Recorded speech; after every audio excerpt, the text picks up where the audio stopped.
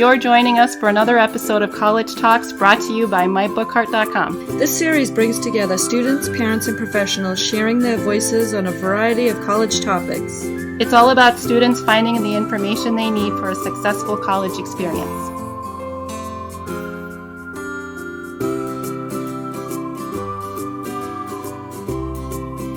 Welcome to College Talks with your hosts, Hanna and Cari. Our topic for today is studying. For this episode, we have our newest guest, May. Hi, May. Welcome to the show. Why don't you introduce yourself and tell us a little bit about your college background? My name is May, a registered nurse with a bachelor's degree. My undergrad career, I went to 3 different colleges before I had settled on Keuka, which was my third college, and I got my bachelor's degree from there. And then I've been out of school for 15 years and decided it would be fun to go back and get my Nurse Practitioner. Great. Okay, then let's jump right into studying. Where do you study? Currently, because I have 3 kids, I mostly study at home. But when I get the opportunity to, I hit like Panera Bread, the library, anywhere where I can kind of just sit quietly. Now that it's nice and warm out, I can sit outside, anywhere I can kind of chill without distraction. Do you participate in any study groups? Actually, I do. The thing with nursing is that even if you do all online courses, you are required to study in groups because nursing is a group-based profession. So it is actually a requirement of all colleges that nurses do study groups. So like the last one that I was in was for epidemiology, and we had to do Zoom and some various things like that so we could study together. Oh, cool. Do you have any study or note-taking tips to give us? Some of the stuff that I used for my undergrad doesn't really translate well to my grad study. So like undergrad, I found that I worked really, really well. Like if I didn't know something as well, I would work with somebody who knew that, but then maybe they didn't know something as well that I did. So that way we could kind of bounce off of each other. And then as far as note taking, like when I would take notes in class, I would try to jot everything down, but my handwriting was so bad that I would go back home afterwards, back to the dorm, type it all out. So that way it was like nice and neat. And then it also helped kind of like drill it into my head, especially since there's a lot of memorization in the healthcare field. With grad work, pretty much all the notes are already there for you. They send you all the slides, they send you everything. So I would just kind of go through and like when I printed out everything, because I'm a paper person, I gotta hold it in my hand and see it. So with a lot of the online work, I just print it out. And then I can go back to the book and try to reference which pages things were specifically on, maybe jot little notes, like if the professor did like a voiceover or something like that she added something that wasn't necessarily on the slide, I would try to add that in. But a lot of it is I just have to have like a physical copy in my hand to go back to. Do you use Post-its or index cards or take quizzes or anything like that? No, I don't usually do quizzes. I'm not an index card person. I use a lot of Post-its though. What advice would you give on taking tests and exams? Again, undergrad was so different from grad. With undergrad, I was physically on the campus and going to testing and things like that. So with a lot of that, like you don't bring your books with you. You got to do, the studying all beforehand. And my big thing was just trying to get myself to focus and not get distracted by others in the classroom, the coughing, the, heavy breather, the everything else. I had to always try to get myself into a mindset to do the testing. And then I was diagnosed with dyslexia just before going into college. So I was allowed to take, like if the classroom was too distracting, I was allowed to take my test with a proctor in like education center, like in a room by myself. So that way I didn't have those other distractions and things around. And then I could read test questions aloud, which really helps me with my reading comprehension. How far in advance do you start to study? I am not hit the books and study every little thing before the exam. I try to just, as each new subject comes along, I just try to like review it as we're doing it. That's the best way to get it into my head. And then if I know like the test is coming up next week, I just try to organize my notes. Any questions that I have for any professors, try to get it emailed to them as soon as possible so I can get the response to try to get that stuff memorized for the test. So, I just kind of do it all along. Awesome. Now, let's get personal. Do Uh-oh. you procrastinate when it comes to studying? And if so, how do you overcome that? Procrastination is one of my things. Like, as far as studying, I don't procrastinate when I study because, like I said, I kind of do it all along. When it comes to writing papers or writing those online responses, I do tend to be a last minute kind of person.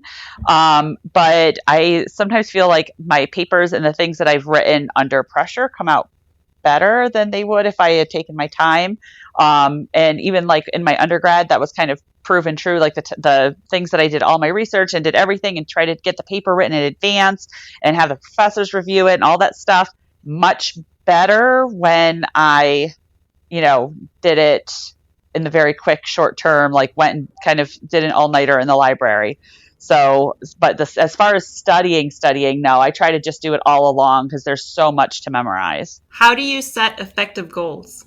I really just kind of try to set one goal at a time. So like if I know that I have, something that I'm worried about, I try to just, focus on that goal and what can I do to attain that goal, whether it's studying more, whether it's pulling, maybe not reading from the book that is assigned, but maybe finding another book that I can kind of compare things, and just, reviewing and reviewing and reviewing really does help with the goal setting. The other thing is like I have a hard time with my health. So a lot of times, like, and especially now, I try very hard to just, focus on getting one task done at a time. And then that way I don't have to worry about, what if I am in the hospital for a couple of days, or what if, while I'm working, something comes up or anything like that. So as far as setting effective goals, I kind of almost do it like, the AA, one step at a time, one day at a time. Oh, I'm sorry to hear about your health, but it looks like you have all your ducks in a row when it comes to studying. What is your motivation when it comes to studying? Like, what really drives you? I just want to, for the undergrad, it was just, I was just focused on getting out of school and getting, my real life in order. And now that I'm going back to school as a parent, a lot of it is really focused on my kids. I want my kids to see me working hard. I want them to see me succeeding in college. I want them to see the effort that goes into it and the rewards in the end, like graduating with a doctorate and having my nurse practitioner. And I think that at this point is like, I want them to be proud of me and see what I'm doing. And then hopefully that'll inspire them to get their work done and understand like the effort that college requires. How do you cope with stress from studying? In other words, how do you take care of yourself? So I am really into a lot of like holistic stuff. I'm really into my essential oils and sewing, and I have a lot of like little hobbies here and there. So I try to distract myself with things like that. So sometimes when I'm studying, I'll put something in my aroma diffuser that just smells really good to me and just can kind of help relax me. Sometimes I just need to take a break from studying. If I'm getting overwhelmed and I feel like I've read the same paragraph 62 times and I'm getting really frustrated, I put it aside and I get up and I go do something else, whether it's going for a walk, whether it's maybe watching that little TV show that I haven't seen in a while. Maybe it's going into my sewing room and just sewing myself a dress. Sometimes you just gotta figure out what makes you happy and then kind of just step away from the study and go do that and then come back with a fresh look at it. So in regards to everything that's happening right now, how is the COVID-19 pandemic affecting your studying? I can't get out to go to the library. I can't go to Panera Bread. So a lot of it is required, to stay home. Unfortunately, that means like, telling the kids, okay, guys, I really need to be quiet for a little while. Here's your tablets. Go play on them for an hour, and I'll do an hour of work, and then you do your hour of, playing on your tablets, and then we can do something together after that. So I find myself having to set a lot more time limits and trying to do better time management. And then, as far as the schoolwork itself, COVID, hasn't really changed anything because everything I'm doing right now is online. And then even when I start like clinicals and stuff like that up in the fall, if any of that stuff changes, I'll still be doing clinicals with other nurse practitioners, but they will be, we might have to do virtual visits, or we might have to, so things have changed a little bit, but everything requires a little bit of an adjustment. Okay. Lastly, how do you manage your time to have a good personal work and study balance? Well, in the nursing field and the medical field, time management is a huge thing. And that was actually something they really pushed us in my undergrad, to learn how to manage time, how to balance things, because you've got to be able to set the books down and go have fun. You can't just live with your nose in a book. So especially now doing my graduate work, where there's a lot more work, and then having 3 kids and a job, it really is all about that balance. Like I set aside, an hour and a half to 2 hours every day to look through my books and to try to get any assignments done. I try to look ahead and see what is going to be there in the next couple of weeks. So if I get something done earlier, I can start something else, and just trying to keep to that schedule, and trying to, and I'll bring my books with me to a doctor's appointment, because there's, you have to sit in a doctor's office, you sit and you read a book.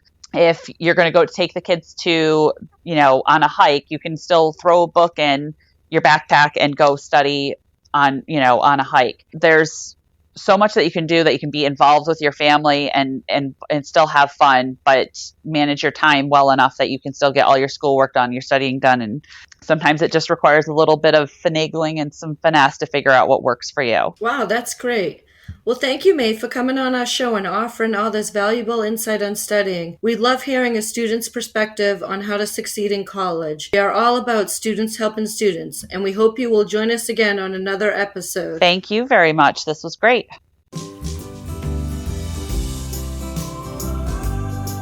Here's to another successful episode of College Talks. Please follow us at My Book Cart on Facebook, Instagram, and Twitter to stay up to date on any new episodes.